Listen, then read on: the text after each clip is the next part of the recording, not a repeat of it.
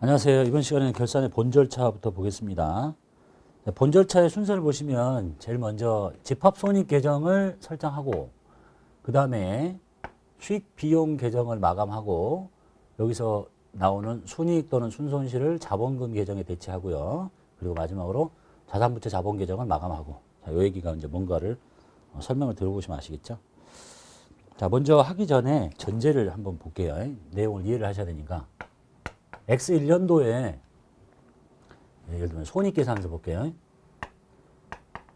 손익계산서는 일정한 기간 동안의 경영 성과를 보고 하는 거죠. 예를 들어서 X1년도에 매출이 1억이야.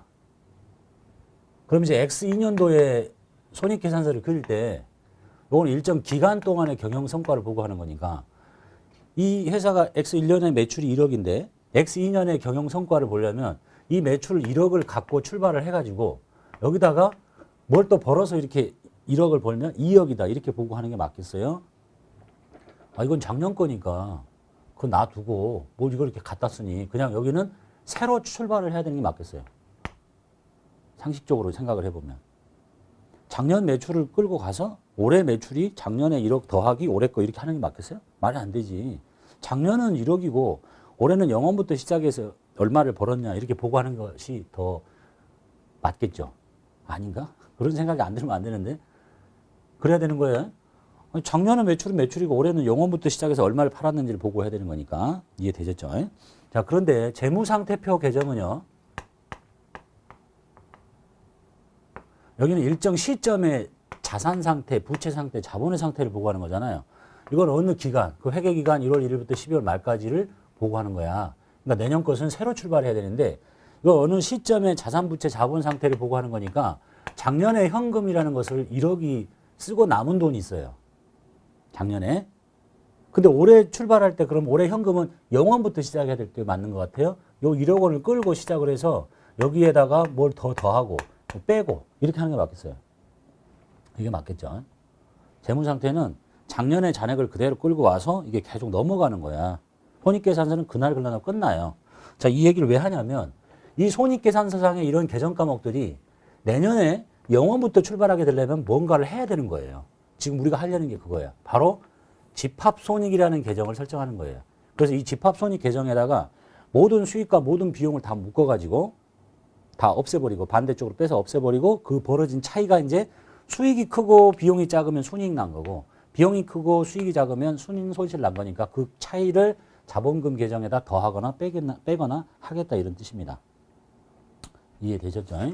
그래서 지금 하려는 게 손익계산서 항목은 내년으로 2월 되지 않기 때문에 그것들을 모두 다 2월 시키지 않고 어떤 계정으로 묶어서 없애버리기 위해서 하는 절차가 바로 집합손익계정을 설정한다 이런 얘기예요.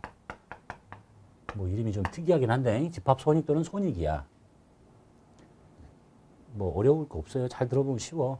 이쪽이 차변, 이쪽이 대변이거든요. 모든 수익을 다 이쪽에다 적어요. 매출부터 영업의 수익 뭐 이런 거 다 있겠죠. 모든 비용을 이쪽에 다 적어. 그러면 수익은 이만큼인데 비용이 이만큼이야.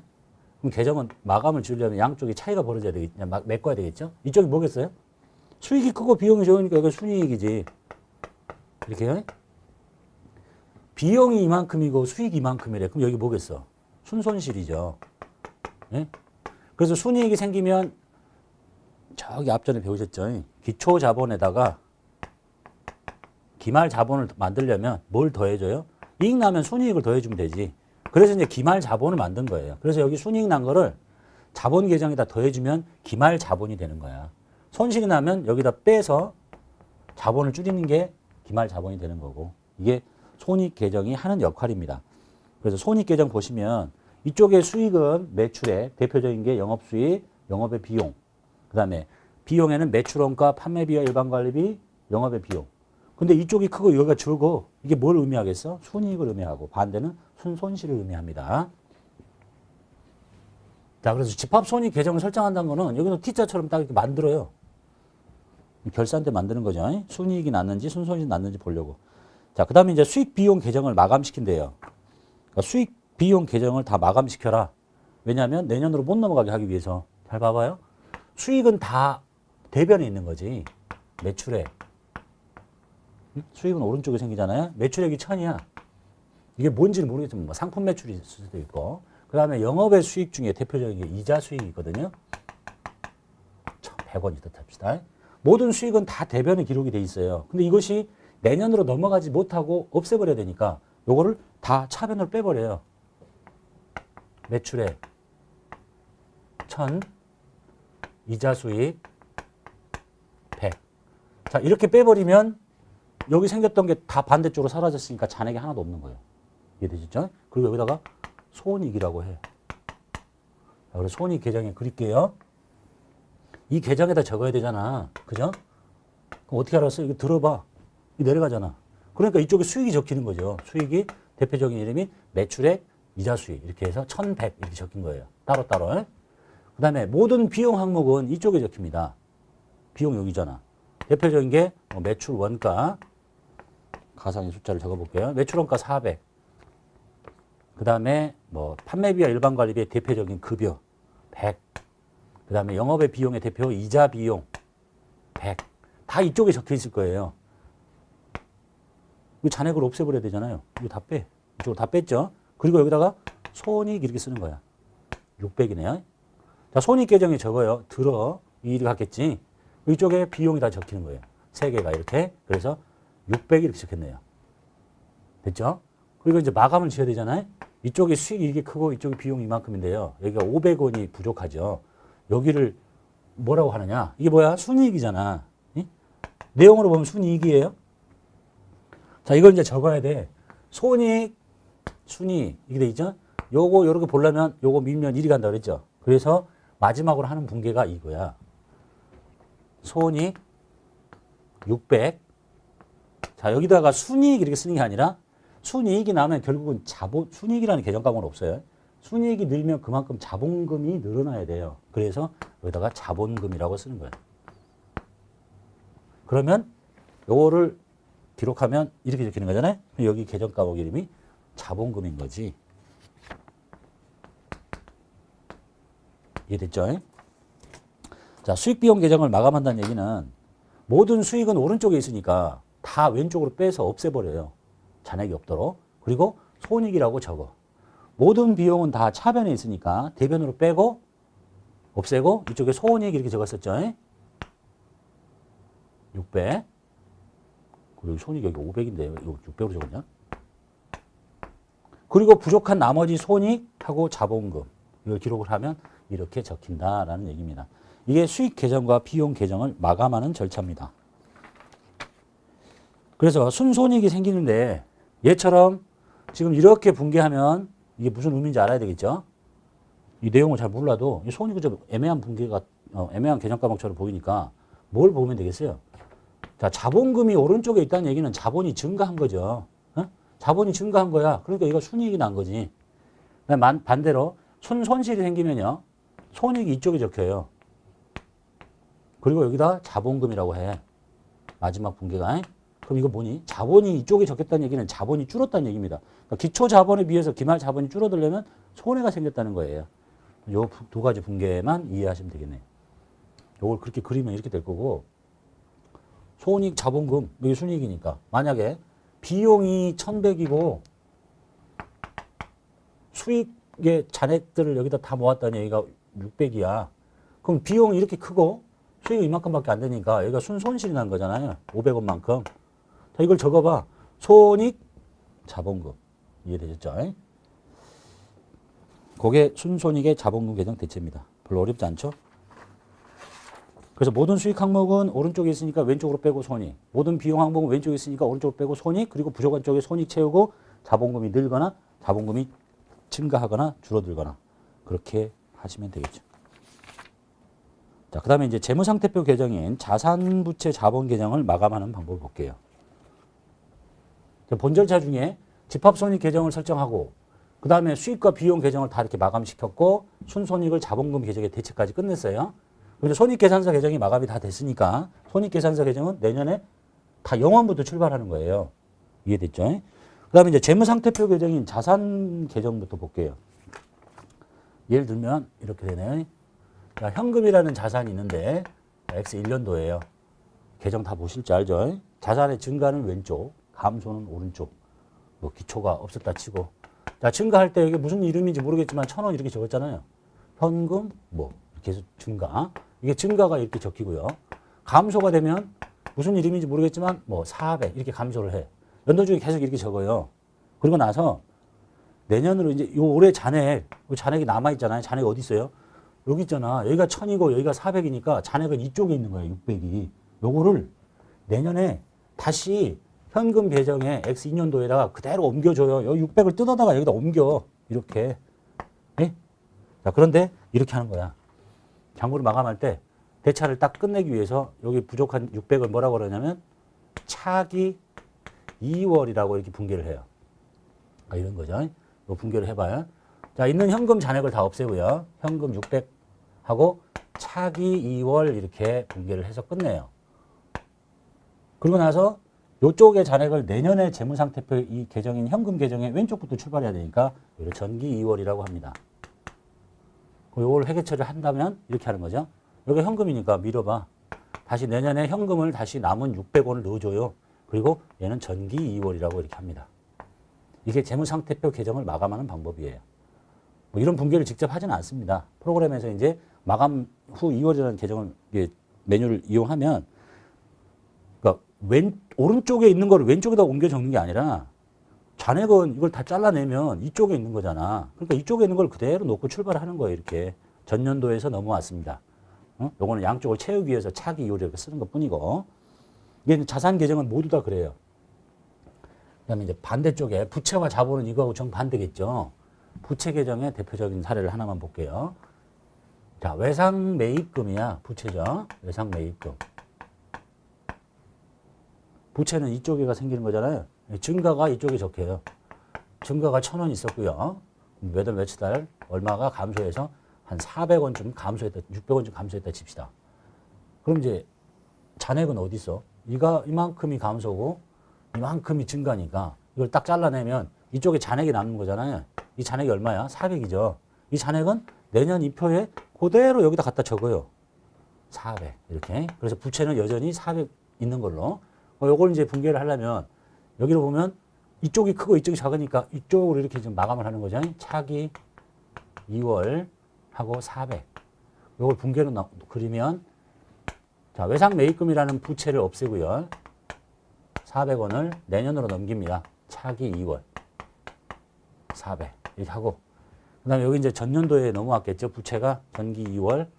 이거 적으려면 외상 매입금이 다시 생기고요.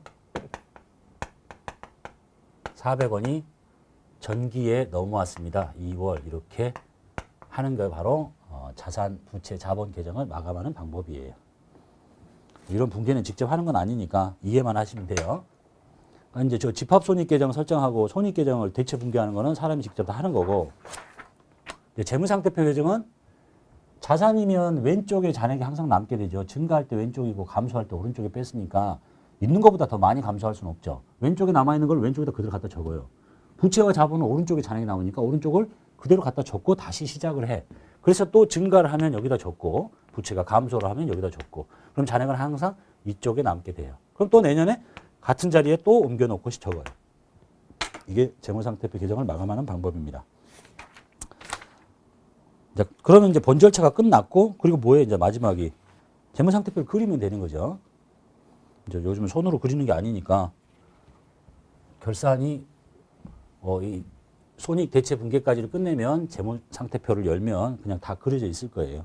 그리고 이제 여기까지는 분개를 해서 없애는 거고 요거는 우리 시험하고 무관하지만 마감 후 2월이라는 기능을 이용하면 올해 말에 자산, 부채, 자본을 내년에 초로 이렇게 다 떠넘겨요. 그런 상황이다라는 걸 봐두시면 되겠고요. 그래서 이제 전산으로 쭉 했던 것이니까 마지막으로 이걸 이제 손으로 장부를 했을 때 어떻게 하는가는 그려놓고 다시 한번 시작하도록 하겠습니다. 자, 예제 보겠습니다. 세이상사의 재고조사표를 보고 결산 정리분개하래요. 이제 손으로 한번 다 해보자는 얘기죠. 자, 기초 상품 재고는 없고요. 단기 상품 매입액은 23만 원이에요. 재고조사표 봤더니 이제 결산 정리 분개해야 될 사항이 상품이 기말에 남아있는 게 20만 원 있다고 돼 있네요. 외상 매출금은 장부 잔액에 충당금 1% 설정하겠다. 비품에 감가상각비도 있다. 이렇게 돼 있네요. 그럼 제일 먼저 상품이 기초에 상품이 얼마 있다고 그랬냐면 기초는 없다고 그랬어요. 기초 영어. 그 단기에 매입해 온 게 23만 원이라고 그랬죠? 23만 원. 그래서 상품 계정을 보면 상품 계정에 7월 14일하고 11월 5일은 이미 다 앞전에 했던 거예요. 15만 원 사오고 8만 원 사오고 그래서 지금 23만 원 사온 거야. 상품 계정. 상품이 기초가 없고 단기에 매입한 게만큼 있는데 기말 재고가 얼마라고 그랬냐면 재고조사표에 20만 원이라고 돼 있잖아요. 얼마가 팔려나간 거예요? 3만 원이 팔려나간 거잖아요. 그럼 이제 어떻게 분개하겠어요? 자, 상품 없애고요. 배웠던 겁니다. 상품 3만 원 없애고 여기 상품 매출 원가 이렇게 하시면 되잖아요. 3만 원. 그럼 이제 상품 계정에 대변에 적으면 되지. 이거 들어. 이렇게 가죠. 그럼 이쪽에 상품 매출 원가가 12월 31일자로 이름은 뭐겠어요? 상품이라고 이렇게 지키겠지. 이 상대방의 이거 원가니까 이거 지금 상품이죠. 상품을 들면 이렇게 지킬 거니까 이렇게. 거기에 답에 적혀 있는 거예요. 여기 지금 이름은 상품 매출 원가. 그럼 상품 매출 원가 계정은 이렇게 들면 이렇게 가잖아. 그래서 이건 다음 여기에 적어놨네요. 이게 상품 매출 원가고 여기 이름은 상품이었을 거예요. 이렇게 이름은 중요하지 않으니까 생략해놨네요. 그거 보시고. 그 다음에 대손상각비를 계산해야 되겠네요. 자, 이 사람 매출 채권 잔액이 15만 원이고 충당금을 1% 설정해서 1,500원이래요. 그러면 감가상각비 아니 뭔 소리 하냐. 대손상각비 1,500원, 대손충당금 1,500원 이렇게 분기를 하겠죠. 그럼 이제 대손상각비 계정에다가도 적고 대손충당금 계정에다가 적고 여기는 대손충당금, 여기는 대손상각비 이거 들어. 그럼 이리 가죠. 그래서 여기 12월 31일자로 대손충당금이라고 1,500원 이렇게 적히는 거고요. 이걸 들어. 이리 갔죠. 이거 들어. 아, 이걸 들어. 이리 갔죠. 여기는 12월 31일에 여기 이름은 뭐겠어? 대손상각비겠지. 1,500원. 그렇게 적혀 있고. 그 다음에 감가상각 한다고 그랬네요. 그래서 이제 다음 페이지 보시게 될 이게 뭐야? 여기가 이름이 대손충당금이었겠죠. 이렇게. 이름이 중요한 건 아니니까 왼쪽에 적힌다. 그 다음에 감가상각을 하는데요. 감가상각비가 4만 원이래요. 그럼 이렇게 하겠죠. 감가상각비 4만 원, 감가상각 누계액 4만 원. 이렇게 하면 감가상각비 계정 줄여서 쓸게요. 들어 이리 갔잖아. 감가상각 누계액 12월 31일자로 금액은 4만 원 이렇게 적혀 있는 거고. 이렇게. 자, 요걸 들어 이리 가겠지. 그래서 여기 감가상각 누계액에는 12월 31일 4만 원. 상대방 이름 감가상각비 이렇게 적힐 거예요. 그게 이제 첫 번째 해설의 답이죠. 그래서 그 이어지는 것만 가볼게요.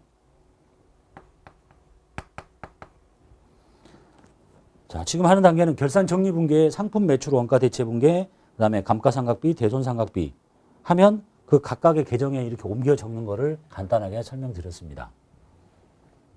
그리고 나서 이제 결산 정리 분계 한 다음에 뭐 한다고 그랬어요? 집합 손익 계정을 설정한다고 그러잖아요. 자, 이제 집합 손익 계정을 이렇게 설정했어요. 여기부터 지금 적혀 있는 것들은 그 전에 전표 끊었을 때 있었던 얘기하고 방금 이 기말 결산할 때 했던 요 세 개에 와 있는 거예요. 자, 제일 먼저 이제 뭘 합니까? 집합 손익 계정을 설정하고 모든 수익 비용과 비용 자본 수익 비용 수익 계정과 비용 계정을 다 반대로 없애버리면 되잖아요. 다 수익이 여기 있잖아요. 수익을 이쪽으로 뺍니다. 그래서 첫 번째 나온 분계가 상품 매출 없애요. 지금까지 얼마 잡혀 있냐면 25만 원 잡혀 있었네요. 여기. 그래서 25만 원을 빼. 그리고 뭐라고 해? 손익이라고 한다니까. 25만 원. 그 다음에 나머지 수익이 없잖아요. 이제 끝났지. 그래서 여기에 반대, 여기 보세요. 요거 문제 적을까? 손익을 들어. 그럼 1이 같죠. 여기 손익에는 12월 31일자로 책에는 이름은 지워져 상략돼 있으니까 이름이 뭐겠어요? 상품 매출이야. 25만 원이야. 이렇게 적힐 거고. 그럼 이제 이거를 들면 얘가 1이 갈잖아. 그럼 여기는 12월 31일자로 소원익이라고 해서 25만 원 적히고 이 계정은 잔액이 없어지는 거예요. 끝났죠? 수익 계정을 다 없애버렸어요. 그리고 소원익에 모았어. 자, 그 다음에 이제 비용 계정이 있는데 비용 계정은 잔액이 다 차변이죠. 다 대변으로 뺄게요. 첫 번째가 상품 매출 원가 있네요.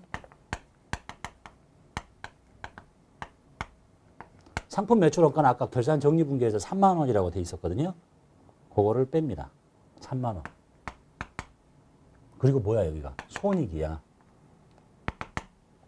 요것만 빼나? 나머지 다 빼야 되겠죠? 그 다음에 이제 여기 있는 거 다 빼는 거예요. 이 상품 매출 원가 빼냈잖아요. 이걸 먼저 해볼까요? 여기 12월 31일자로 잘 봐봐요. 상품 매출 원가를 들어. 손익이지? 이렇게 해서 없어지는 거예요. 이제 손익. 나머지 다 똑같아. 여기 있는 거 다 한꺼번에 묶을게요. 자, 급여 차변에 있잖아. 급여 빼. 5만 원. 지급 임차료 차변에 있잖아요. 임차료 간단히 쓸게요. 2만 원 빼버려. 그 다음에 대손상각비 차변에 있었죠. 12월 말에 분기한 거. 대손상각비 1,500원. 감가상각비도 있었죠. 12월 말에 분기한 거. 4만 원. 이제 다 했죠. 자, 그러면 요 각각의 계정들 다 들면 이쪽으로 적힐 거니까 여기에 뭐라고 적히냐면 12월 31일자로 손익 5만 원. 12월 31일자로 손익 2만 원. 다 똑같잖아요. 얘하고 똑같아요. 얘도 손익 15,000원. 1,500원. 얘 손익 4만 원. 그래서 모든 비용 항목의 잔액들은 다 없어집니다. 그래가지고 어디로 온다고? 이제 손익을 들어봐. 이걸 들으면 다 이게 각각 다 일이 가는 거죠. 그래서 12월 31일자로 매출 원가부터 매출 원가가 얼마냐? 3만 원부터 이름을 생략할게요. 그 다음에 급여 5만 원 오고요. 그 다음에 임차료 2만 원 오고요. 대손상각비 1,500원 오고요. 감가상각비 4만 원 오고요. 다 됐죠? 자, 그리고 나면 요쪽에 금액하고 요쪽에 금액이 있는데 여기가 좀 크고 얘가 좀 작아요. 여기 나머지는 뭐로 채운다고요? 자본금. 이게 순이익이에요. 108500이야. 이렇게. 그래서 요 분계를 마지막으로 하려면 손익 108500 지금 이렇게 한다는 얘기죠. 저거 그리기 전에 모든 수익을 다 빼고 손익 이렇게 처리하고 모든 비용을 다 빼고 손익 처리했으니까 부족한 손익 이쪽을 채워서 자본의 증가를 만들기 위해서 자본금 108500이라고 해서 집합손익 계정도 마감이 되는 거예요. 그래서 내년으로 안 넘어가고 해도 끝나요. 양쪽이 딱 맞아서. 그래서 이제 이 늘어난 손익만큼 자본금 계정이 늘잖아요. 자본금 들어봐. 이리 오잖아. 그래서 자본금 계정에 요쪽에 12월 31일자로 손익 108500이 이렇게 오게 됩니다. 됐죠? 그럼 이제 자본금 계정은 어떻게 마감이 되겠어? 이렇게 하잖아요. 이렇게. 차기 2월. 나머지 이 합쳐진 거. 그렇게 하시면 되겠죠. 자, 이게 이제 결산 절차를 손으로 다 그린 거예요. 자, 그 다음에 집합손익 계정을 설정해서 모든 수익과 비용 계정을 다 마감시키고 거기서 벌어진 이 순이익을 자본금 계정에 대체를 시켰어요. 그 다음에 이제 뭐 한다고 그랬어요? 대차대조표 계정을 아니, 대차대조표가 아니지. 옛말이죠. 재무상태표 계정을 마감을 시키면 되겠죠. 여러 가지가 다 있는데 뭐 일일이 다 할 필요는 없고 몇 가지만 볼게요. 상황은 다 똑같으니까 상품을 먼저 볼게요. 상품 하나만. 요 뒤에 이어지니까 잘 보세요. 상품이 사왔을 때 이쪽이 증가겠죠. 뭐 여기 15만 원 한 번 사온 적 있고요. 8만 원 사온 적 있고. 그 다음에 12월 31일 날 3만 원. 이게 지금 팔려 나간 거잖아요. 이건 사온 거고 팔려 나간 거야. 이 나머지가 뭐겠어? 재고겠죠. 양쪽을 채워야 돼. 이걸 차기 2월 내년으로 넘겨요. 20만 원. 이렇게. 자, 그럼 요 분계를 하면 요거는 사왔을 때 이렇게 쓸 거고 상품 날짜별로 15만 원, 뭘 주고 사왔는지 모르겠지만 15만 원, 8만 원. 그리고 이건 뭐였지? 상품 3만 원 없애버리고 상품 매출 원가였잖아요. 팔려 나간 거에. 그 요건 나머지 분계 상품 1위배. 요거만 기억하시면 되겠네. 다음 거 의견이니까 상품 20만 원. 요 어디로 넘긴다고요? 차기로 넘겨요. 내년으로 20만 원 넘깁니다. 그럼 이제 내년에 2년도 초에 상품을 다시 받아들여야지. 기초 재고액에 상품 20만 원 어디서 왔냐? 전년도에서 넘어왔다. 전기 2월 20만 원. 이렇게 하는 거예요. 이 분계는 이제 직접 손으로는 하지는 않지만 구조를 보면 그렇더라. 재무상태표 계정. 상품이 됐건 현금이 됐건 자산 계정은 모두 다 잔액이 증가할 때 이쪽, 감소할 때 이쪽이니까 얘는 팔려 나가서 감소한 거고 잔액은 항상 이쪽에 남아. 근데 장부를 마감시켜 주려니까 이렇게 해서 차기 2월이라고 이렇게 쓰고 그걸 분계를 하면 이렇게 된다는 얘기죠. 상품 남아있는 거 마저 다 빼버리고 내년으로 넘길게요. 자, 그리고 내년에 다시 상품을 받고 전년도에서 넘어왔네요. 이렇게 해서 사라지게 됩니다. 그 다음에 부채 쪽 하나만 볼게요. 부채는 이제 정반대겠죠. 외상 매입금 하나만 보시면 되겠다.